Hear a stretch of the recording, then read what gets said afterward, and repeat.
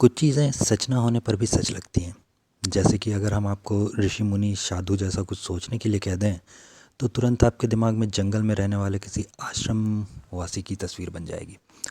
भगवा पहने होगा, धन संपत्ति से कोई वास्ता नहीं, जटाजूट होगी, रुद्राक्ष वगैरह टंगे हुए होंगे, कमंडल, दाढ़ी, मूछ सब एक साथ याद आ जाएगा।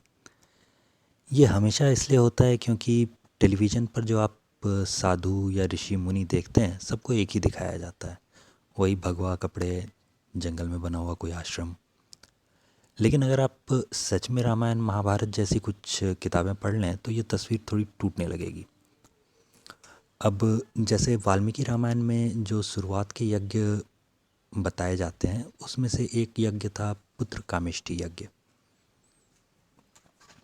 इस हिस्से को पढ़ते ही आपको यज्ञ करवाने वाले ऋषि का नाम भी पता चल जाता है। इस यज्ञ को ऋषि श्रृंग ने करवाया था। जब ये ऋषि के बारे में आप पढ़ेंगे तो आपको अंग देश का नाम फिर से दिखेगा।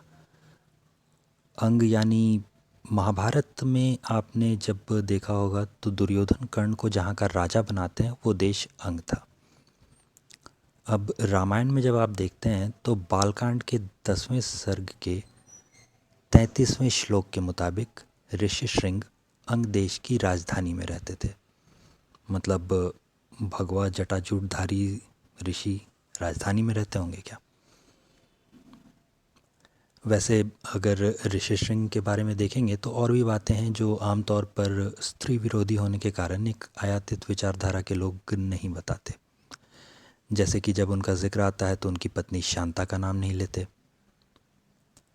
जिस काल में ऋषि श्रृंग को दशरथ ने यज्ञ के लिए बुलाया था उस समय अंग देश के राजा थे राजा रोमपाद।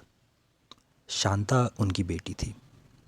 रोमपाद राजा दशरथ के पुराने दोस्त थे और बरसों से संबंध कुछ इतने अच्छे थे कि कई साल पहले जब राजा दशरथ की बेटी हुई तो राजा रोमपाद ने उसे गोद ले लिया था।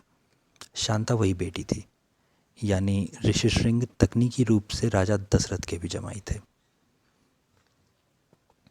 ऋषि, साधु और मुनि जैसे शब्दों के अर्थ में अंतर होना चाहिए, ये अगर समझ गए होंगे तो ये ध्यान भी चला जाएगा कि आर्थिक कारणों या अन्य लाभ की दृष्टि से ऋषि मुनि एक जगह से दूसरी जगह जाते रहे हैं।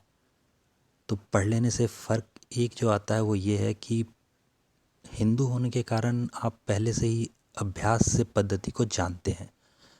आपका समझा हुआ किसी बाहर से देख रहे विदेशी का आधा अधूरा अंदाज़ा लगाना नहीं होता। ये अनुमान और ज्ञात का फ़र्क इसलिए है क्योंकि आप विदिन हैं और वो विदाउट। खुद ना पढ़ने से जो नुकसान हुआ वो ये है कि आर्थिक सामाजिक पक्ष पर आपका कभी ध्यान ही नहीं गया। बाकी जो विचारक हिंदू होने के बाद भी हिंदुत्व का पक्ष लेने के बदले विदेशी पाले में बैठते हैं, वो क्यों बैठते हैं इस पर भी सोचिए। आर्थिक हित कैसे काम करते हैं ये भी ध्यान जाएगा, वरना आपके और हमारे नाश तक ये होता तो रहेगा ही। धन्यवाद।